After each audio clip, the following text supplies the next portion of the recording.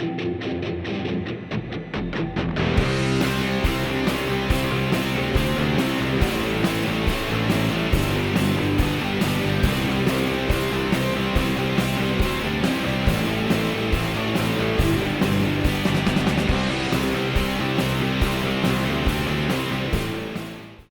to the webinar. We've got hot hotel tech today, and all I can say is you must have missed us. We've got 14 countries, we've got 500 plus registered guests, and we're delighted to have you with us. I'm David Johnson. I'm the CEO of Delivering Asia Communications, and this is the ongoing collaboration with C9 Hotelworks. We did 25 webinars for you last year.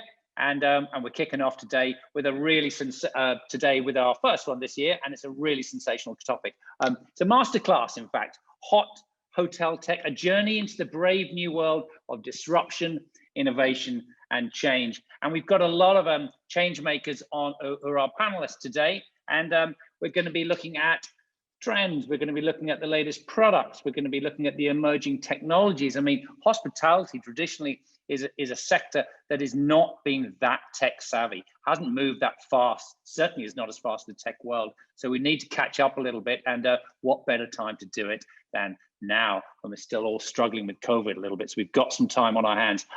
So we're going to have a series of presentations, and then after that, we're going to have about 10 or 15 minutes of Q&A. Please put in your questions as we go. There's a Q&A function. I'm going to collate those, and I will ask them individually to the panelists when everyone's done the presentation. So right, let's get going. We have Terence Ronson. He is the founder and managing director of PertLink. We have Ryan Parker, CEO and founder of Hotel Lobby. We have Roger Hughes, and who's the MD of Silstones. We've got Matt Carlisle. Matt is the Singapore operations manager of XCO2. We have Chris Snyder, senior vice president of APEC of IQware. And last but not least, we've got Bill Barnett, MD of C9 Hotelworks. Right, guys, without further ado, should we get going? Terence, over to you, please. Okay, good afternoon, everybody. Okay, so when we talk about technology adoption and things like COVID and the impact on hospitality, one of those things that really has come to the forefront is the usage of apps. And everybody now uses QR codes for whatever they want to do, whether they want to do their smart banking, whether they want to look at a menu, whatever it is, QR codes have definitely come to the forefront. They disappeared for a while, but now they've come back.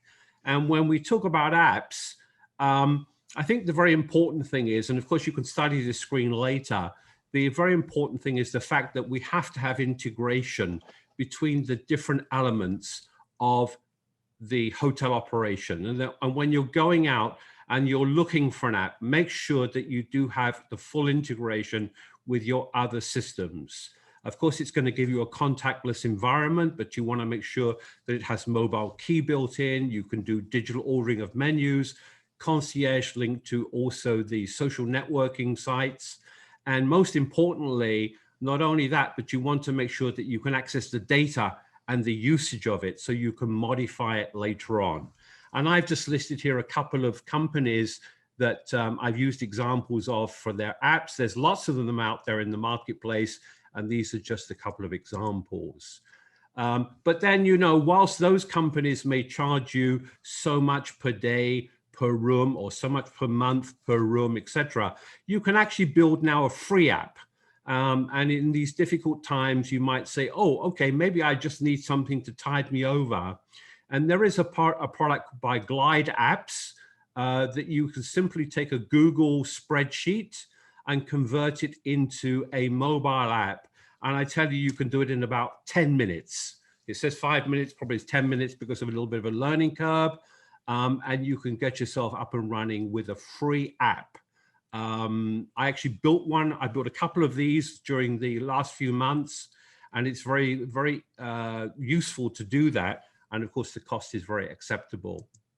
Now, it's impossible to talk about apps without maybe one of the functions that's now being used for this, and this is translation. Translation has always been an issue within hospitality. We're a very global industry. Not everybody speaks every language out there.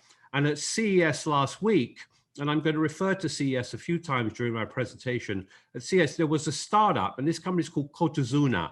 And what I'm just going to do is to run you through quickly their promotional video about their app. Yeah, I'm in room 200. I'm locked out. Hello? No te entiendo, disculpa, sorry. No English, no español. Hello? Yeah, yeah, I'm in room 200. No, I'm locked out. I can't. Can you understand me? ¿Hablas español? No sé. The language barrier is bigger than imagined. A virtual concierge service in your pocket.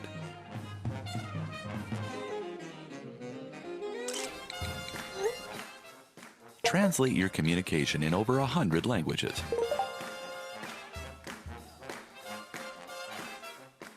Concierge service adaptable to anyone from anywhere. Kotozuna. The hospitality industry faces two challenges: contagious diseases in the short term, hopefully, and language barriers in the long term. With Kotozuna in-room, hotels no longer need in-room telephones and paper-based materials. Guests no longer have to meet staff physically to place service requests or ask any information. Messages between staff and guests are automatically translated. We use various machine translation engines and pick the best translation. Not only between English and Japanese, Kotozuna in-room translates more than 100 languages. This is how Kotozuna in-room works. Hi! Let me show you how Kotozuna in-room works between hotel staff and guests. The tablet on the left is by hotel staff, while the smartphone on the right is by guest. Guest can use Kotozuna in-room to request for any services using her own language. Staff gets notified of the request and receives the message in his own language as well. Messages are automatically translated for smoother communication. Chatbots are also used to boost staff productivity. For example, guests can use Kotozuna in-room to request for a cab through a chatbot. Kotozuna in-room is also useful for any room services, such as ordering meals and having them delivered to the room. Kotozuna in-room can stimulate a surge in guests, which means higher revenues for hotels. Okay, so continuing on through this contactless theme that we're definitely seeing now happening within hotels, kiosks is another thing that's emerging. Instead of being the large, bulky, really ugly ATM type of devices that were prototyped in the beginning, there's now sleek devices. There are systems that can be custom built to suit you. So I just wanted to show you a few examples of how kiosks are taking over or will soon be implementing into hotels. Now, robots, is a fun thing. We love to talk about robots and the evolution of those robots. We're now seeing those come about for doing UV cleaning. We're seeing those coming into hotels for the sanitization process. And whilst they're good and they're okay to run around in vacant spaces and do that general cleaning, which could be quite labor intensive, there are issues with those. And those issues are that they don't cover all areas. They will do surfaces, they will go up to a certain level, but they won't really go underneath and get everywhere. But definitely we're seeing robots. Now in the bottom left-hand corner, you're seeing a prototype robot that was released last week by Samsung at CES, which can be used for delivery purposes. Okay, it's bringing somebody a drink in a kind of work from home environment, but there is definitely the way it's evolving. And this particular robot can also be used for loading the dishwasher, serving food, etc., etc. Now, whilst we have seen robots in a lot of science fiction movies and how they all, through their artificial intelligence, become evil, a leading company, Boston Dynamics, have come up with a video that I'm gonna run now that tries to give them a sort of friendly face and make them more lovable than what they were.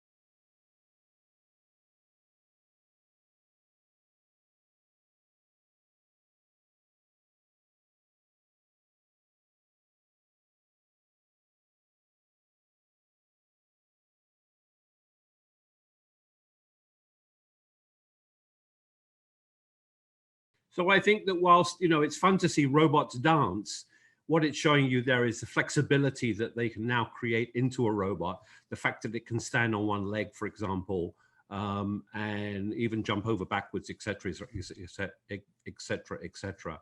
Now, a particular technology that I do like is this from a company called the Simple Group. And it deals with sanitization of not only guest rooms, but also of public spaces. Could be used within banquet rooms, churches, et cetera, classrooms. And what this particular product does is it has a small device that sits on a wall, which contains a canister of powder gas. And when the guest room is vacant, it interfaces to the door lock. It locks the door lock, and it then goes through a sanitization process of the room by emitting this gas. And it allows the gas to cover all the areas. In fact, it will even get underneath areas, something that the UV lights won't do. And after a period of time, and the gas has disappeared, it then, or vaporized, it then unlocks the guest room door and allows the guest to go back inside. It will at the same time send the guest a message on their mobile device to say, your room has now been sanitized and you can go back. But to me, not only that is a good thing, but the fact is it links to blockchain. And so there's a record of when the sanitization process took place. And therefore, if you need to do compliance, and compliance with maybe a local government statute or code or something like that, it will record that and makes it available in a format that is unbreakable, if you like. So I very much like this kind of thing and see that happening for the future. So still remaining there, and I don't, although I don't want to talk too much about COVID, but the fact is it is with us and it's going to be with us for some time. It's now the evolution of something that we're seeing being developed called the COVID passport. Companies like Microsoft, Mayo Clinic, Oracle, and Google are trying to partner together to come up with this. And so whether you have a test or whether you have a vaccination, it would get recorded within inside this ecosystem. And then you would use that to buy an airplane ticket, to gain access to an airplane, to do whatever you want, and ultimately to check into a hotel. So why I'm bringing this up is the fact that while this is being developed, we need to think in hotels what we're going to do about PMS integration, because we will need to record this, the fact that somebody has checked in and they do have a COVID passport or a vaccination certificate, something we've not had to do in the past, but we will have to do in the future. So I'm hoping that through this, it will create some sort of awareness to the PMS companies that that's required. Now, sticking on the subject, Terence, very quickly, you've got about a minute left, okay? Yes, sticking on the subject of PMS, I'd like, whilst there are a lot of new companies out there, one that was introduced recently by a company called Shiji Systems, you may want to take a look at. Took them 5 years to build, cloud-based and very customer-centric with a lot of APIs built in. And what you may want to do after this session is to go to this YouTube link and listen to this 5 or so PMS companies who are talking about the necessity of integration of PMS, and also the fact that you can now do a lot of free trials of PMS because they're cloud-based. I've got a little video here about some of the other wellness things that we're going to see as part of the COVID world, but I'll probably skip that one and just move lastly onto this video, which is a futurist talking about hotels, hospitality, and travel. We're going to be seeing this non-linearity of work when essentially time and space are becoming kind of more muffled, and we're not going to be experiencing life and work in the same manner. Erica, what about travel? It's, for many of us, it's still hard to imagine getting on a plane again. When that finally happens, is it going to be different, do you think? It's going to be different, and I see it playing out on both ends of the spectrum. And what I mean by that is we're going to see the growth of high-tech travel, and on the other end, we're going to see the growth of low-tech travel. So on the high-tech end, we see many more people being comfortable using these blended reality platforms, whether it's augmented reality or virtual reality, to immerse themselves in these far-flung places that they can't go to now, whether it's nature halfway across the world so that they can immerse themselves in something that is sensory and kind of delights all of our senses, but you can do it from the comfort of your own home. On the low-tech side, we're seeing many more people engage in kind of nostalgic acts of travel. They are packing up the family into an RV. They are taking cross-country trips. They are visiting the national parks. They're kind of going back to basics and just engaging in much more simplistic acts of travel. So we're seeing both of these happen at the same time. We're going to be seeing this non-linear. Okay, so I'll end the Awesome. presentation there. Thank you very much.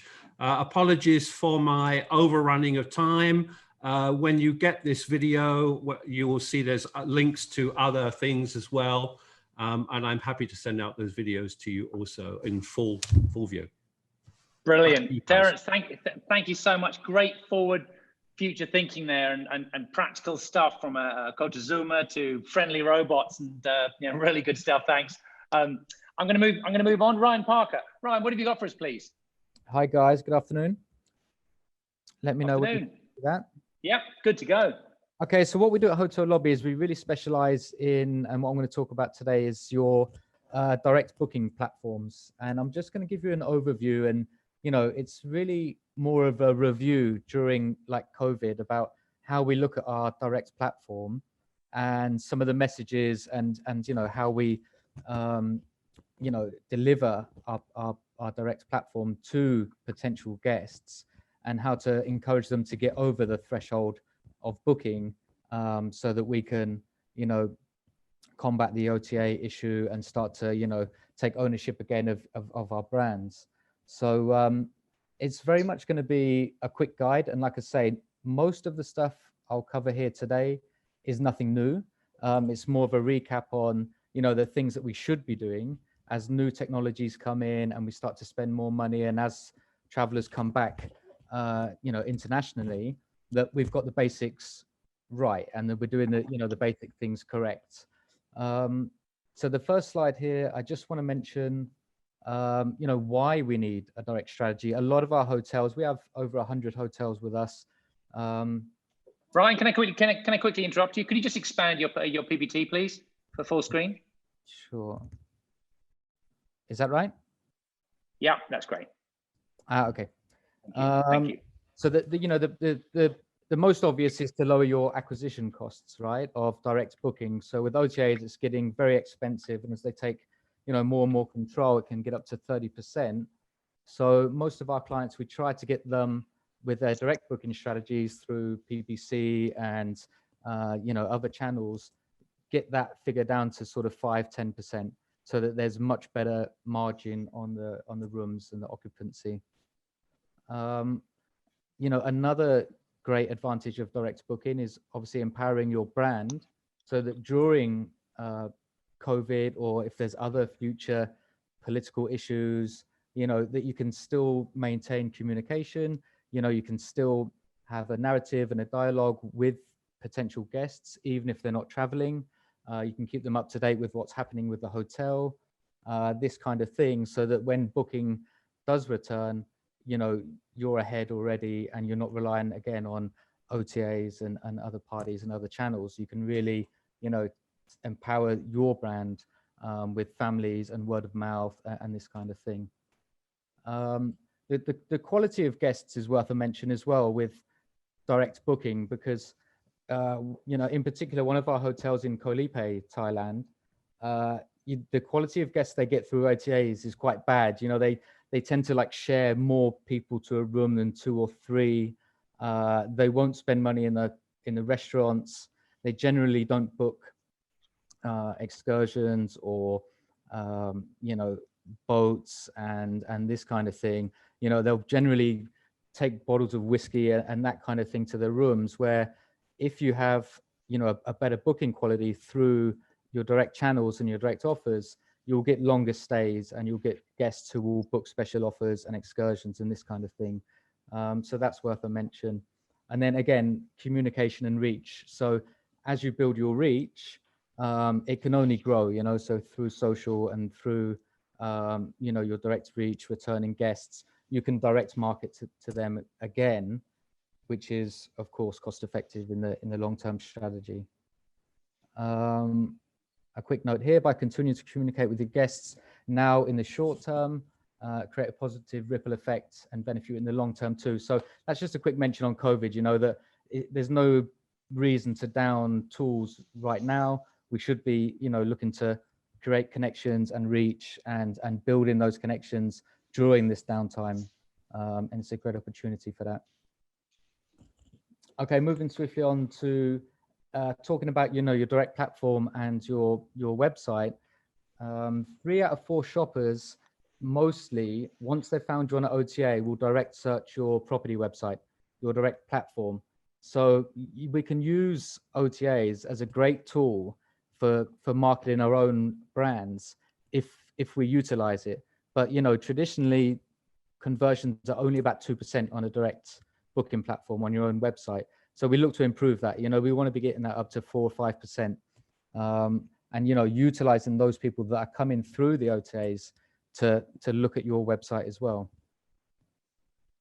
We do this, again, like what I'm going to mention is going back to basics for some of these things. Some of these things you'll have seen before. You know, they're pretty much sort of 101 basics of marketing in any industry, you know, and especially hospitality. But I think from our experience, the hotels that perform very well are the ones who really understand their USPs. You know, why are the guests going to the hotels? What are the benefits of that location or destination? You know, what are the facilities of their property that people are coming for? You know, and really understanding it rather than just being a hotel, you know, seeing it as a product and why, and understand why guests would choose your hotel over your competitors. And that moves on to the audience, you know, like, you know, if you understand your audience, whether it's families or, you know, golfers, which I'll talk about a little bit more, or romantic couples, if you know your audience and have a very clear understanding of that, you can direct your sales narrative to them directly. So it's a much more effective way to build your content and your direct strategy if you really understand your audience. Again, that ties into your message. You know, what are your messages? What is your hotel about? Why are people coming there? You know, what do people say about your hotel? And again, if you understand these things, then we can start to engineer your message correctly, and then we can start to market that through your direct platform. Choice. So not too much choice. A lot of hotels we see, you know, I think because attention spans are quite limited these days, you've got to cut out the fluff and the bump and, you know, the extra day here and the things that don't really matter and the things that don't really, you know, mean much to your guests. Just cut them out and stick to what do we do well? Who is our audience? You know, why are they coming here? How long are they staying? Where are they traveling from? What are the pain points? And really get back to basics, you know, to understanding, you know, the kind of 80-20 rule, if you like, of your hotel, and, you know, where the 80% of the money is, and really focusing your marketing and your direct sales effort on those items. And again, you know, the benefits of direct booking, the price is obviously always the main thing. If they've looked at OTAs already, then you have to make sure you have price parity in most instances. So, you know, if they're comparing price from OTA to the direct website, you've got to make sure that yours is the best price or at least equal. Otherwise, they're just going to, you know, they're going to leave. Wi-Fi and, you know, welcome drinks. This kind of stuff's like boring. It's old hat, you know, it's to be expected anyway. And I think for direct booking, you've really got to give good value. So late checkout is great value for guests because it gives them that extra day. We know that works. It's a really good incentive for getting them over the line to book. And free transfers is also a very good one. Takes away the pain points. It offers value. So, you know, these are the kind of, you know, value direct booking incentives that you need, and not the kind of woolly, old school stuff. It's really getting back to basics to what does the guest, where will the guest get value, and why will they book direct rather than an OTA. So yeah, that's something worth considering. A couple of examples here. These are two hotels that we work on. They both share the same space, which is Chinatown in Bangkok, the Yaowarat Road. One is Shanghai Mansion, is very good. I use this as a good example. It's very direct. It tells you exactly what it is. Bangkok Chinatown's best boutique. So they're putting themselves out there as the best boutique hotel. They're authentic. They have trust signals. It's great imagery. It tells you what it is. It's romantic. It's for couples, and it does all that very simply. It's all there. That landing page and that page we did, it hasn't changed for 6 years since we did it, and it performs very well because it doesn't need to change, because the message is very clear and it is what it is, and the hotel is very famous and it works. In the same space, one that's launched recently, a Dusit property that we worked on, Asai, I think this one doesn't work as well. It's a really kind of generic stock image of Chinatown. It's got like traffic jam, the backs of people's heads. There's no message.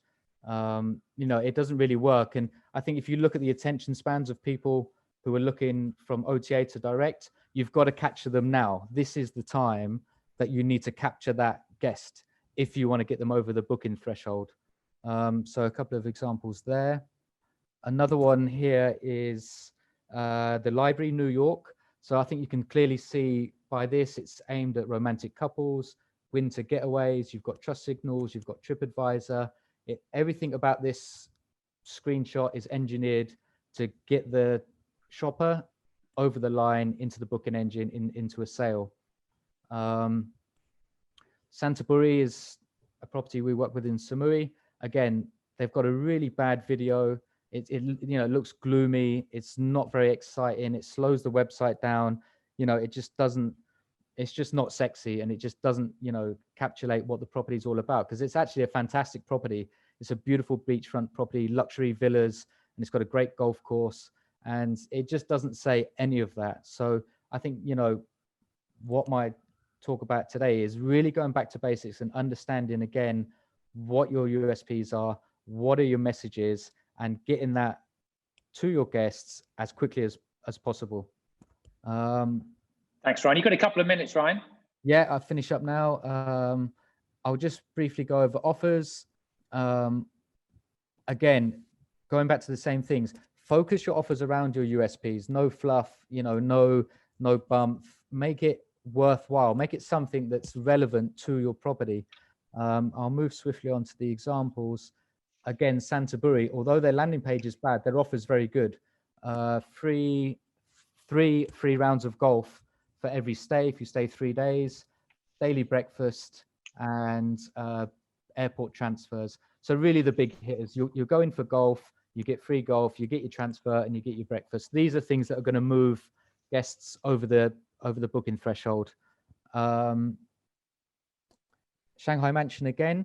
A lot of people go to Chinatown for the food, dim sum, the Peking duck, the crispy duck. So a lot of their offers are engineered around, what the guests are there for.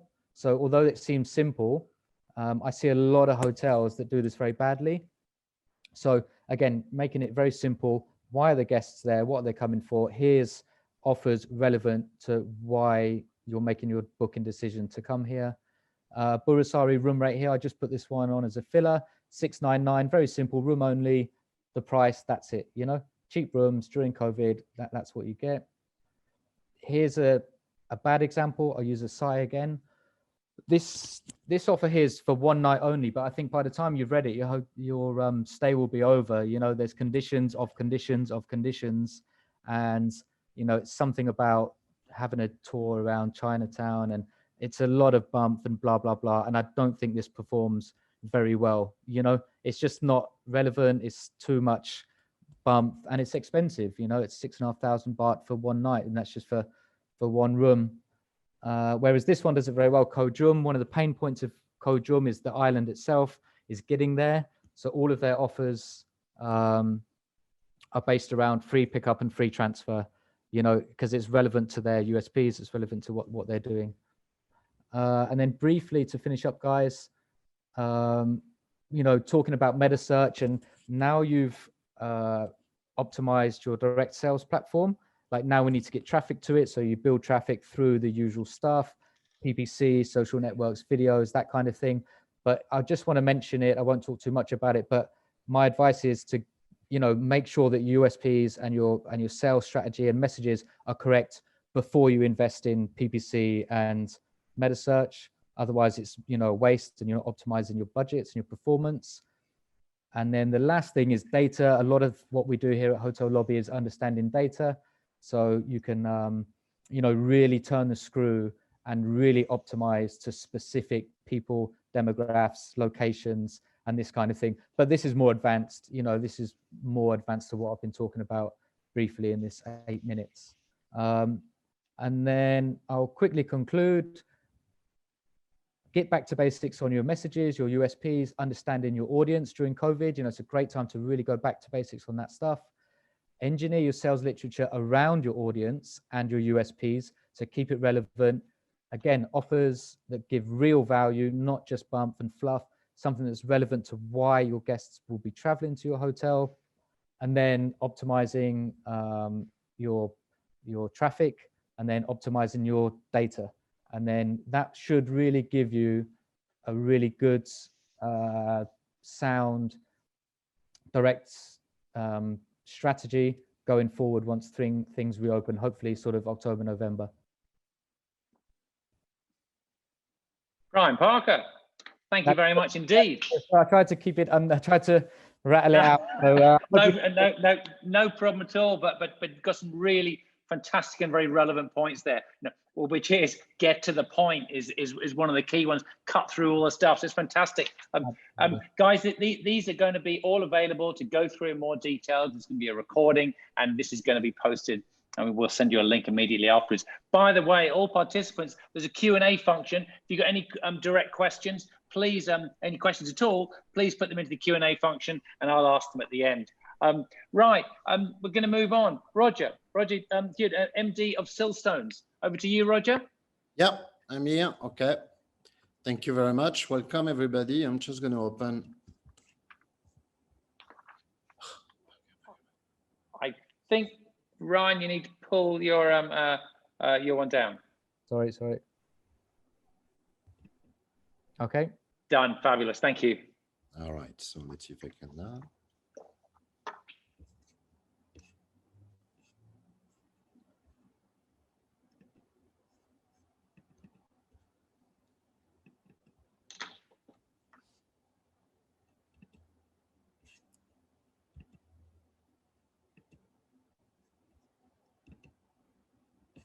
Is it okay?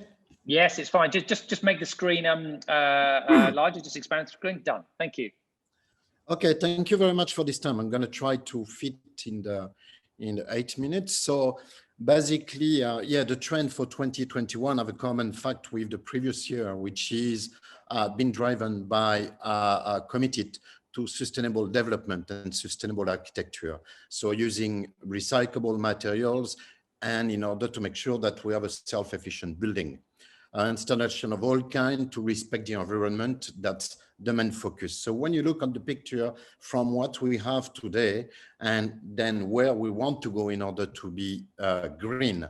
So to do that, of course, we need plenty element. So starting by architecture and design concept. So we can go further on the industrial concept in architecture. It's reducing cost a lot. So we can use, for example, raw ceiling, even with the M&E apparent. So with a combination of iron, wood, aluminum, and other elements such as recycled plastic also. So that can be good. Today, the big things, that's the main focal point for the hotel today. I agree with Terence that previously hotels has not developed such a lot of technology, but it's coming big this year. I think COVID-19 might be also somehow responsible for that. So we talk a lot about the smart room and IoT. So IoT, it's Internet of Things. I'm not going to develop too much now. I will talk further below about it. So open multipurpose space. So specifically in lobby area, when you enter in a hotel now, of course, you don't want to enter in a commercial space. You want to feel like you come into a home. So meaning by all the element restaurant, all the F&B area, all the staff area as well, the reception area, all it's combined together in order to create a community. So just a brief parenthesis, in order to connect a community, to create a community, we need to make sure that when we design back of the house, we don't need to separate flow from staff and guest. We can mix all together. Why? Because that's a sense of a community, and guests want also to be able to chat with the staff on site and get some information, which for the staff, it's an advantage to collect data as well to please the guest. Another one big point on multi-space, on multi-purpose space, it's ballrooms. So ballrooms now require LED screen, like large LED screen. LG, Samsung are absolutely fabulous at that. So you can connect an amount of LED screen, and each screen can project different information. So which is good for corporate.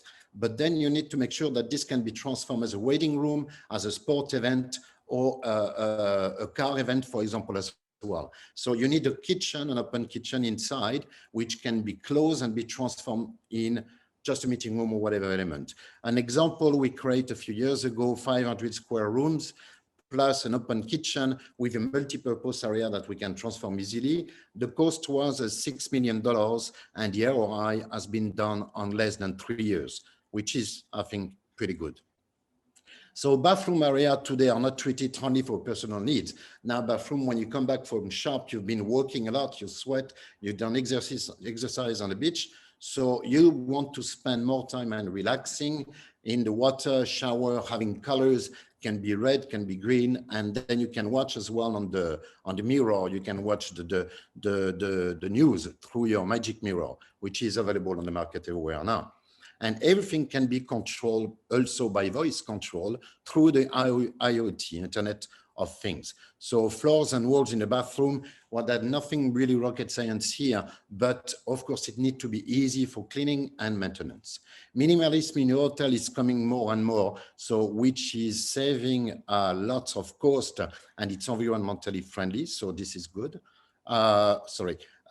Guests also now require less noise. Noise is a pollutant factor which affects everyone and everywhere in the world and every hotel. So that's why when we arrived at designing the rooms or meeting rooms, we need to make sure that we have good soundproofing. That work goes along with the M&E team and the IT team as well. So as previously mentioning the room technology, why smart room and why IoT becoming so important?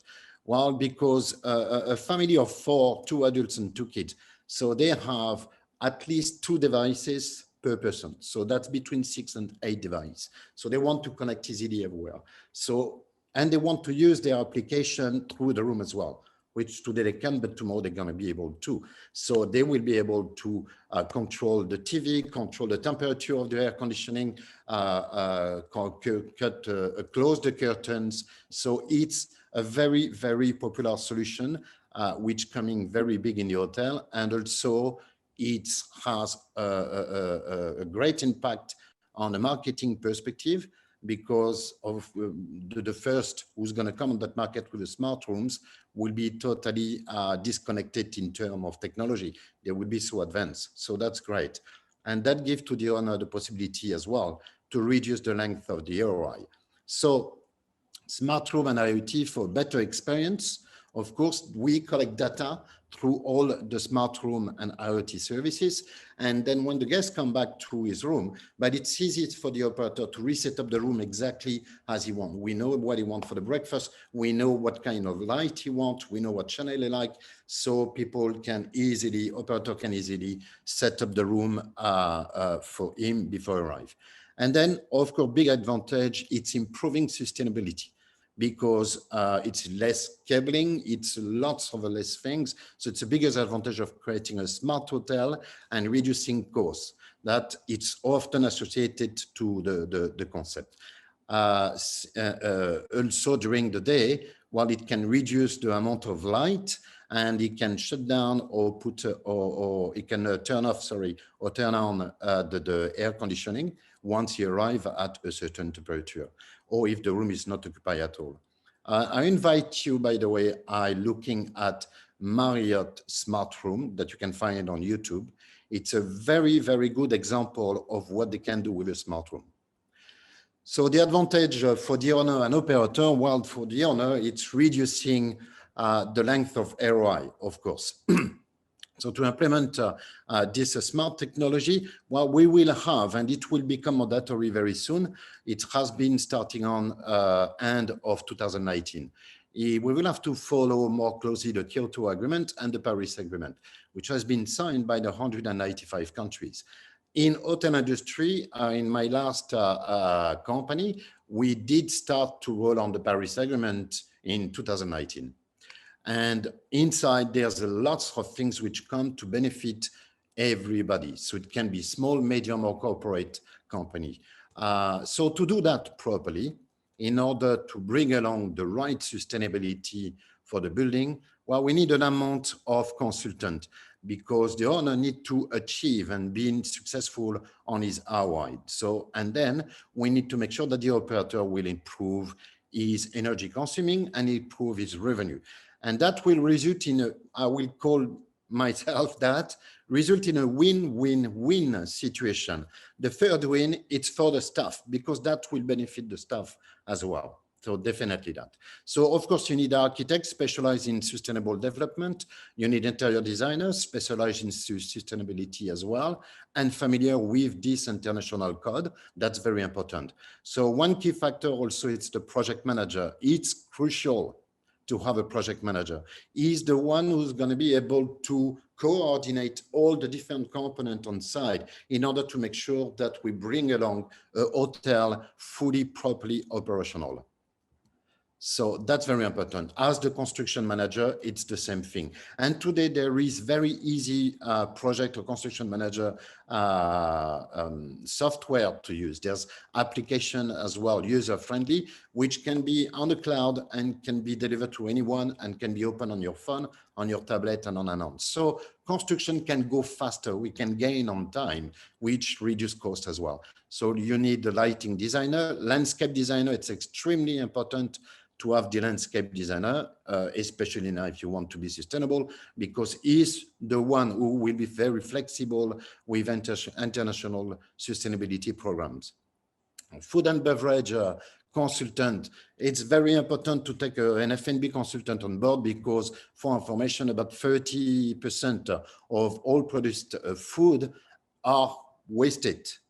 So it's a major issue which costs billions to the world, we know that, but then we can have a big impact in hotel industry by reducing that using technology that the IT and the M&E guys can offer. Kitchen designer, well, those guys are usually well connected with a sustainable development, because they have to be aware of what material they can use. Otherwise, they can get sanctioned depending on where they are. But if they are an international company, that can happen. So those two guys, the F&B and the kitchen designer, have to work closely.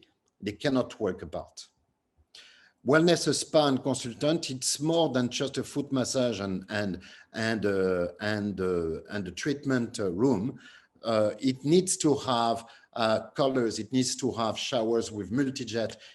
And different type of material as well. You need to have hammam, this kind of things. That's what's going to attract the guest, and that's what's going to give the benefit to the operator in order to make more revenue. Art and prop consultant, it's extremely important to have. The last hotel I have done, it's Pullman in Kaolack. And so we had a fantastic art and props local from Thailand using recycling material, very, very smart, and they have done absolutely a beautiful project. So this is all the benefit for the owner to do art and props, because that's creating revenue. Nothing to see with technology, but more with how to create a proper community. So I'm coming now. So these two parts are for me the two most important, I would say. It's the M&E MEP team and the IT. So these two we've got about 1 minute left, Roger. Okay, so these two guys need to work very closely, basically. So I go to the last thing. Wi-Fi today are becoming less and less efficient due to the demand of data required by the guest. So there's an answer to that. There's a new systems coming very strongly. It's Li-Fi. So Li-Fi basically it's connect through ultraviolet, infrared, visible light communication, LED system. So if you look on the little picture on the right-hand side of the presentation, you will see the phone, you will see the LEDs. So now from the router going through the signal of the LED, we will be able to connect to your phone. And to give you an example, from 100 megabytes that you will have from the router, if you have like 10 bulbs LED on your ceiling, well, you're going to go up to 300 to 400 megabytes. So it's a question you will be able to download movies in a question of minutes, but like gigabytes of downloading, which we cannot do at all with a Wi-Fi, unless you have a Tarzan router in the same room, maybe. And so just the last example, Philips has developed this VLC system in their shop. And so when the guests come in their shop, so they download an application on their smartphone and it starts working straight away through the LED bulb. So the good thing is the LED can pinpoint where the guests are located in the store in order to give them and then corresponding information based on which aisles and where they are looking at and what they are looking at. So that's good to collect the data in order to offer the best experience to the guest. And then to finalize, so design for energy efficiency, low environmental impact, waste reduction, longevity and flexibility, healthy environment, and get a better ROI for the owner if everything has been set properly from the right beginning. Thank you very much. Brilliant, Roger. Thank you so much. Some really, really great stuff. And then I'm sorry to hurry you at the end, but I mean, come on, Li-Fi. This is what you're learning on the GAC C9 webinar series. Roger, thanks so much for your input. I can give more information about that if it's required. Fantastic. Right, we're going to move on. Matt Carlisle, XCO2. Matt, are you with us? I am, David. Let me just do a quick check. Is my screen showing up correctly? Yeah, that was record speed. Thank you very much. Smooth as silk. Everyone, David, thanks very much for inviting us to take part. Yeah, so I'm going to throw you 8 tech ideas for sustainability and energy in hotels and resorts. And like my other presenters, these are intended to spark your interest, to get you thinking about what could be implemented on your property or properties. So a little bit. Briefly, XCO2 is an MEP and sustainability consultancy. And so we've been working in hospitality for over 12 years now, and working across both design and existing properties. And so our team here in Singapore and our colleagues in London see and research plenty of interesting energy and sustainability ideas. And it was really cool actually to see Roger's list that he had at the end there, just about like how important it is to have a team that's actually working cohesively to get a sustainable product. So what are our 8 ideas? So number 1, virtual metering, leveraging big data. So hopefully everyone who is interested in efficiency, saving energy, saving water, reducing your footprint will understand the value of metering. Measuring and tracking your utilities is the first step in reduction. So you need to know how big the problem is before you can solve it. But what if you don't have any meters? So either because your property is a little bit older, or the budgets were cut during construction, or you currently just don't have the CapEx, or you don't want to wait till next year to get the budget to do it. Well, this company, Dexma, have come up with an interesting solution. So they take their large database of real metered buildings and they developed a predictive modeling algorithm. So if you provide them with some information about your building, so the topology, the location, the occupancy, and crucially, the utility bills, they can produce an estimated breakdown of what your energy usage will be. So lighting, cooling, hot water, you name it. The premise being that like magnitudes change between properties, but profiles are more consistent. So while you don't get anything that's quite as consistent as, quite as accurate as real metering, it can give you a place to start with, so you can start making plans whilst you're getting the correct metering in place. So the second one, AR and VR, digitizing sustainability interaction. So all the operators we work with, all of them are keen for their guests to know and learn about and take part of their sustainability journey. You know, learn about what they're doing to reduce their impact. Now, depending on your property, so say you're a hotel tower in downtown Jakarta, because of your location, you might be quite limited to what you can show a guest on site or even what you can do on site. You simply just don't have the space for an urban farm or for a large PV array. But it could be that you're doing all this good stuff, you're just doing it off-site.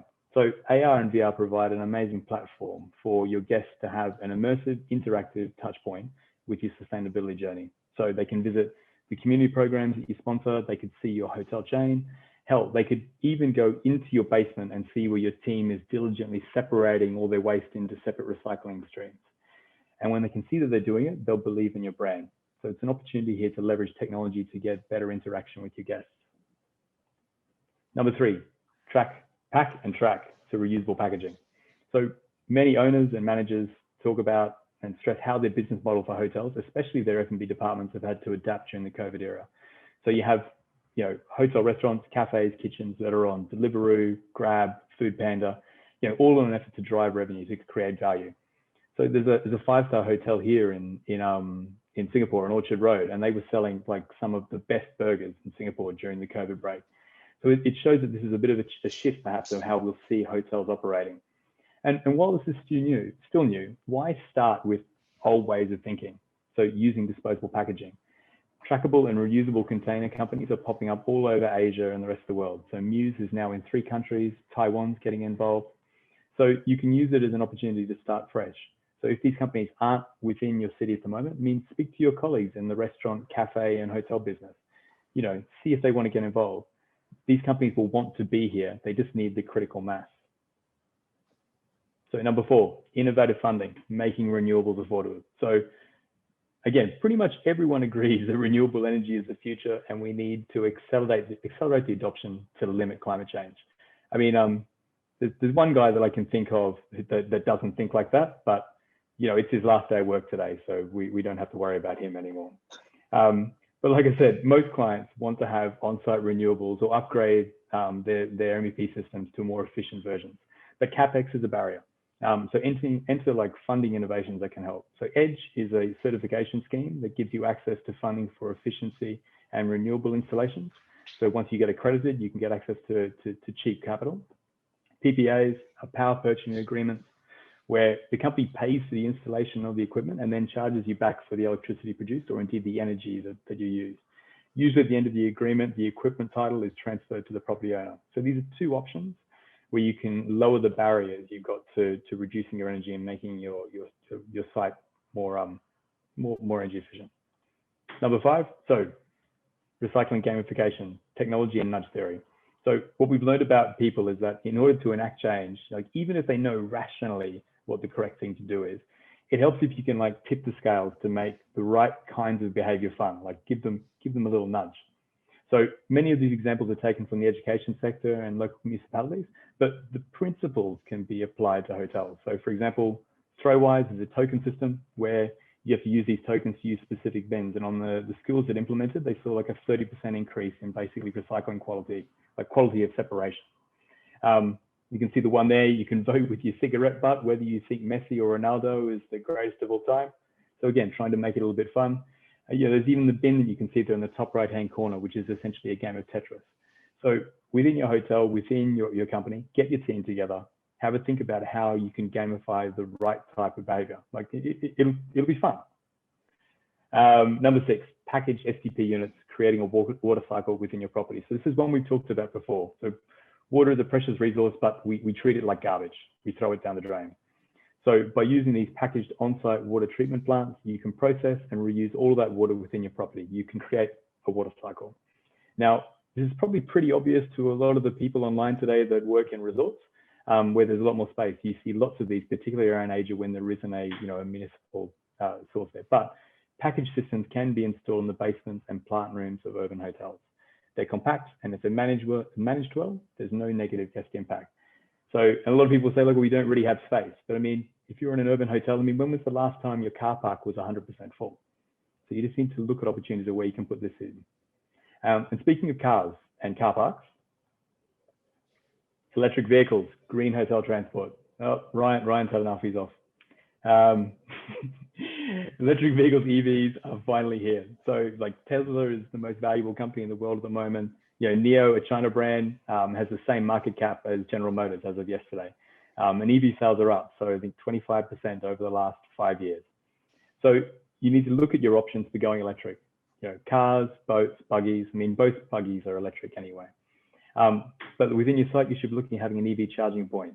You know, this is something that your guests might remember, particularly if at the moment during COVID, you're hiring out your hotel rooms as offices for people. You're going to get more local staff. And so our last of our 8 ideas, which everyone has tried to avoid, but basically is, you know, unavoidable, is COVID changes to your HVAC system. And Roger probably touched on this a little bit.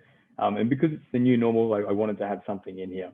So most big HVAC companies now are providing upgraded filters, UV sterilization and ventilation packages to make the hotel safe. So this is a Daikin example you can see here on the left. They're also doing package systems for UV sterilization within ductwork. And indeed, a lot of companies now have these packaged fan systems, so you can up the ventilation rate in hotels depending on whether you've had an infection or not. So the majority can be retrofitted to existing hotels or installed on new properties. So guys, that's pretty much it for me for our 8 hot hotel tech ideas for energy sustainability. Thank you, Matt Carlisle. Just bang on time, and really like that stuff. I've heard Chinacation, I've heard Californication, but gamification, really like that, making stuff fun. Thanks very much, everyone. This is going to be obviously online after this too. You can have a much closer look at these slides. We're moving to Chris Snyder. Chris, you with us?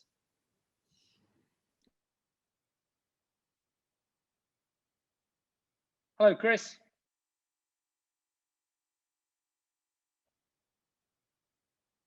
Hi, Chris.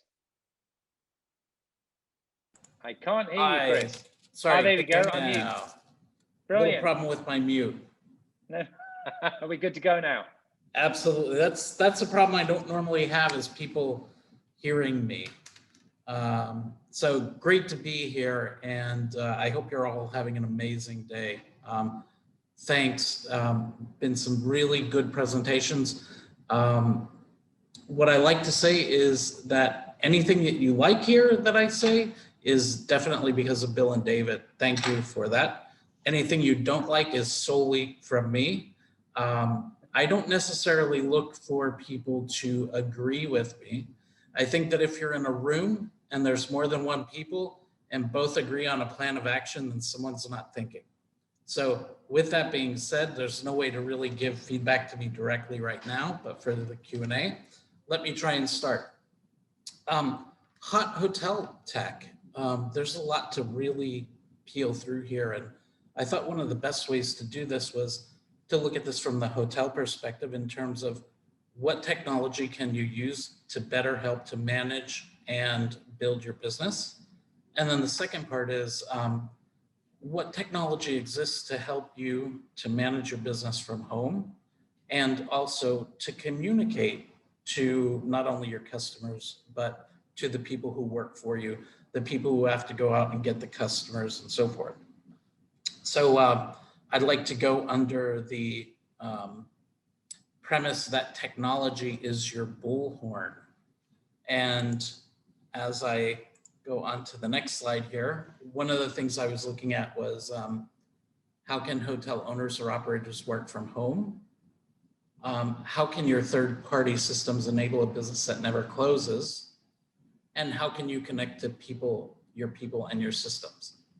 So I really want to sum that up in just 3 different statements. The first is, overall, technology is your bullhorn. The most important thing that I could tell you right now is, if it takes you as a business leader more than 30 seconds to 1 minute to get your company's revenues, projections, and your expectations. If it takes you more than a minute, you've got the wrong system. It's just, you know, when you all built or created your own businesses, did you ever sit down and think to yourself, you know what, I want to have a business where it takes me 1 week to 2 weeks to figure out how much revenue I have on the books, how much revenue has canceled over the last 24 hours. If you don't have a cloud-based PMS and you don't have a system, not just necessarily a PMS, but a cloud-based system that allows you to roll up your revenues, your profitabilities, to allow you to instantly access your data, then I'm sorry, but you're back still when hotels first came into being, which would have been 2500 BC in the Phoenician Empire. So we like to talk about technology, and the very first concept of a hotel happened in 2500 BC in the Phoenician Empire. And that was people renting rooms out of their houses. Fast forward to the 21st century, and everybody was impressed with this new technology called Airbnb, which allowed people to rent rooms in people's houses. So technology is good. Allow it to be your bullhorn. There are systems that you can use that will enhance your leadership, your ownership management, and your two-way communication. You need to be careful about what you use, because just like today, we are on a channel which allows us to talk to people in 14 different countries. As I said earlier, I don't expect everyone to agree with me, and I don't necessarily think that that's a bad thing. But you need to be able to choose your systems that you're using wisely and understand who your audience is and the message that you wish to push to your audience. Some of the things that I'd like you to keep in mind when you're looking at a cloud-based system is it will allow you to roll up all of your different brands, all of your different hotels, your resorts, everything. If you have timeshare and condo service departments to resorts, and will allow you to propagate rates and promotions up and down and bookings up and down, so that in an instant, you as a head of a corporation can have access to all the data that you need. Your hotel or your resort over the last several years has come to be a home away from home to your guests. So as you know, when you all travel, you have certain expectations.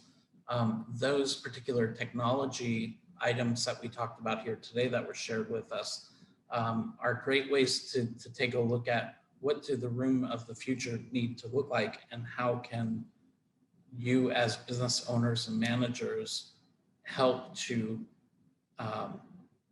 be ahead of that technology curve. Finally, in terms of who's responsible for your innovation, I look at that and I believe that every person who works in the organization should be responsible for innovation. From the person, who better than to innovate a better way to clean a room than your housekeepers?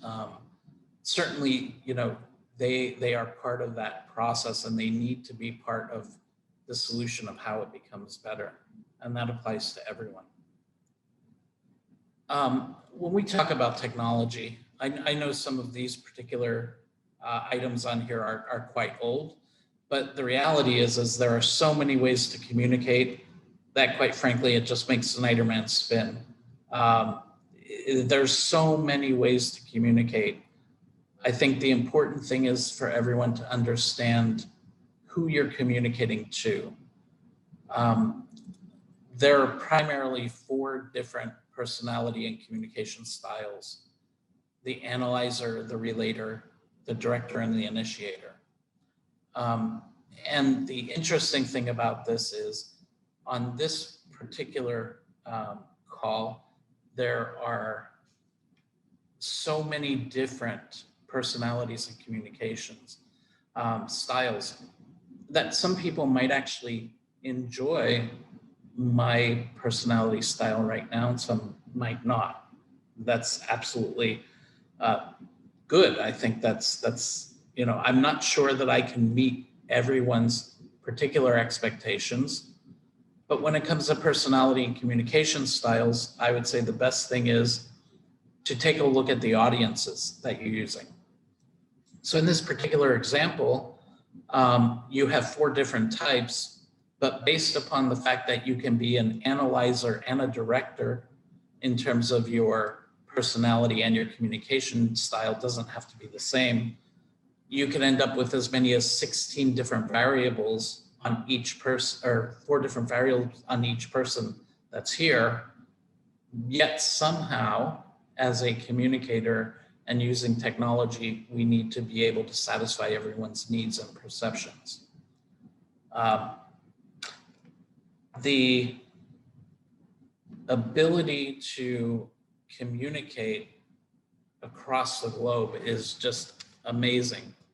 And it's just going to, I believe, grow exponentially. And you see things like the Li-Fi, you know, what's next, right?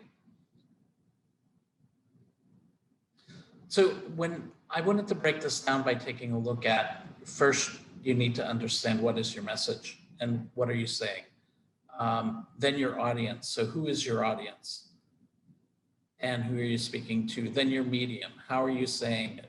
Where are you saying it? How are people attending?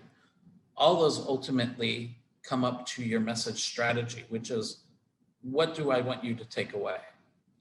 And that being said, what I'm hoping that you would take away from this is that technology is your bullhorn.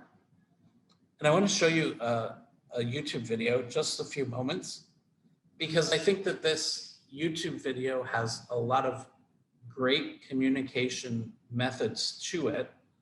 And in some cases, this might be a person that you already know.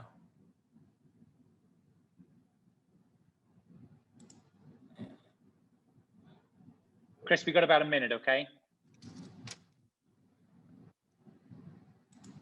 Sorry? We've got about a minute or so left for you. Okay, I've got like 30 seconds on this video. Okay, thanks.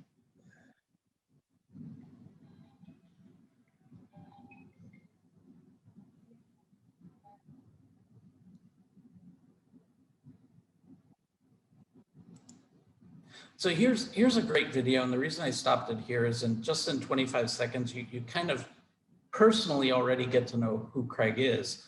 He's a guy who rides a motorcycle to work. The interviewer you can't see. So you actually, as a viewer, take the place of the interviewer.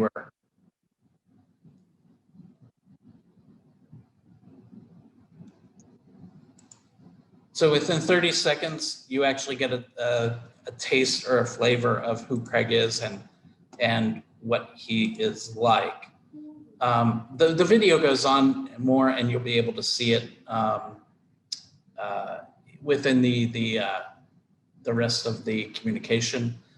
One final message that I want to go through: you could technically have all the correct audience, message, communication, and strategy, but you could still end up having the wrong result. And what I want to show you now just briefly is where that has actually happened in real life in the past. So in this particular case, the audience was senior directors and managers for NASA. The message was space shuttles and parts shouldn't be launched in cold weather. The medium was conference calls and face-to-face meetings. And the goal was to hold the launch until they could guarantee a better future. So the message, everything was there, but unfortunately, this still happened. People are fallible. I just want to leave you with the fact that technology helps people to communicate. the communication makes the decisions you need. They don't make the decisions you need to make. They enable you to communicate those decisions, but you still have the responsibility for the communication and the result. And thank you. Excellent. Thanks very much, Chris. Superb. Guys, we've gone over time today. I'm going to pass this over to Bill Barnett at C9, and Bill's going to show us some stuff, and he's going to wrap things up. Bill, over to you, please. Hi, David. Thanks so much. And the one thing we've learned from this webinar today is like life. Life isn't perfect. It's frayed. Sometimes it's a fuck up, right? You know, this is what happens. And technology is the same way, as we've seen today, right? It's imperfect, but that's why it's good to look at all these different elements and understand this is part of the process again. So, you know, technology is not going to solve all your problems, but it certainly do a lot of things. And one thing we know about the hotel business is we don't dream about how much things we can do about our business with technology. I believe we don't really capitalize on technology at all. You know, when we go back, I think, let's go back to those great inventions. Who remembers the bedside control panel or that fax machine? 2 o'clock in the morning, you're sitting in your wide asleep in your room and the fax machine goes off, right? Because somebody's faxed you from overseas or something else. You know, of course, that iPod docking station and the telephones. Who the hell needs a telephone? I've got a telephone right here. I've got a clock right here. You can wear a watch. Why do you need all these superfluous things? And for a hotel owner, I think when you go backwards, what do you want to invest in technology? And I think that's really critical going forward in the years ahead, especially post-COVID, because money matters. There's so much technology. How much technology can guests bring on their own that they can adapt in their room? And I think probably for me, it's not just the hard technology in a guest room, but it's how the guest room is going to change. And I think that's kind of the intriguing part, because too often we have brand standards, right? You know, this is a great example of, you know, the brand standards. You got the Nike there, right? You got the kid pissing on the wall, right? Because at the end of the day, you can have brand standards, but are they really relevant? And I think the good thing as we come out and talk about soft brands and everything else is we're seeing less cookie cutter hotels. We're seeing less influence of brand standards on hotels and guests who want something a little different. So thank God we're past that cookie cutter club sandwich stage. You know, I think that's key. But when I go back to technology, about how technology could be used, I go back to digital projection systems. I can see in the future when you look at a guest room, you know, the ceiling is not used in a guest room. What a great opportunity. You got a big white space up there. Why can't we use that for technology? Why can't designers do something with that space, which makes it practical? You know, why do we have to have artwork at all in a guest room? Why can't we have artwork where you can customize that, where you can do different things? I think the outcrop of today's technology also is with 3D printing, construction methodology is, it's going to change design. I think that's one of the better uses of technology, because at the end of the day, a guest is going to bring their own phone. They're going to bring their own technology to the hotel as well. Maybe you should be investing in technology which goes back to design and goes back to improving the guest experience, where you can see and feel it, and innovative things. I think that's really important. You know, there's always go backwards. I always go back to the Henry Ford thing and said, you know, if you ask people what they wanted, they would have said faster horses. You know, at the end of the day, you've got to think your own way. You got to think what is that future trend going to be, and take a gamble. You can't rely on what everybody else is doing in hotels. So I think that's really the theme of today. One reminder about today's session, we've had lots of presentations and great presenters. They all spent a lot of time putting presentations. We're going to be sending each and everybody who attended this a list of those presentations you can download. We encourage you to have dialogues with all these gentlemen. They've had great knowledge and everything else. So please continue the dialogue from these sessions. This is a discussion. This is a class presentation. It's to educate. So please connect on LinkedIn with these presenters, ask them questions as well. And one great thing about today is today's a great day because it's the dawn of a new era in my country, America. And I think that's a great thing, because as we move into this new dawn of America, we're also saying, perhaps sometimes with our past cheating Tweedo as a president, that, you know, here it is right here. You know, sometimes you got to flush twice. So for the Senate, when they go for the impeachment, sometimes you got to flush twice, guys. Anyway, it's a good day, and thank God the last 4 years have disappeared. David, back to you. Thank you, Bill. Inspiring words as always, and don't forget to flush twice. Goodness me! There's just been so many great ideas to come out today, and not everyone will have followed them all. We've gone hopelessly over time, so I really apologize for that. But there's a recording of the session. all of these presentations are going to be available for everyone who's participated, who registered, to have a look at them later. So thanks so much, guys. Thanks so much, Terence Ronson, Ryan Parker, Roger Huey, Matt Carlisle, Chris Snyder, and of course, Bill Barnett. We'll be back with another session over the next couple of weeks. Look forward to seeing you all then. Thanks so much, guys. Thank you. Thanks. Thanks, Bye-bye. everyone. Bye-bye. Thank you. Bye-bye.